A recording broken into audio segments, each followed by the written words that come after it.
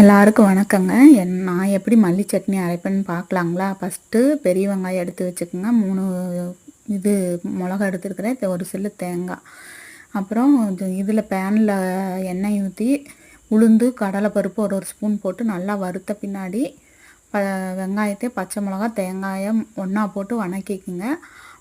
வணக்கிட்டு அது நல்லா வணங்கின பின்னாடி மல்லித்தழை போட்டு நல்லா வணக்கி எடுத்து ஆற வச்சு கெட்டியாக வணக்கி ஆற வச்சு நல்லா கெட்டியாக எடுத்து வச்சுக்கலாம். இட்லி தோசை சாப்பாட்டுக்கும் கூட இது பண்ணிக்கலாம், நல்லாயிருக்கும். சாப்பாட்டுக்கு போகிறோன்னா கொஞ்சம் வெல்லம் சேர்த்து அரைச்சா நல்லாயிருக்கும். என் சேனல் பிடிச்சிருந்தா லைக் பண்ணுங்கள், ஷேர் பண்ணுங்கள், கமெண்ட் பண்ணுங்கங்க. ப்ளீஸ் சப்ஸ்கிரைப் பண்ணிட்டு பாருங்கங்க. இப்படி தான் நான் அந்த மல்லி சட்னி அரைப்பேன். இந்த மாதிரி தான் நாங்களும் அரைப்போம்னு இருந்தீங்கன்னா எனக்கு கமெண்ட் பண்ணுங்கங்க. ப்ளீஸ் இந்த மாதிரி அரைச்சி பாருங்கள், நல்லாயிருக்கும். என் சேனல் சப்ஸ்கிரைப் பண்ணிட்டு பாருங்கள், சப்போர்ட் பண்ணுங்கங்க.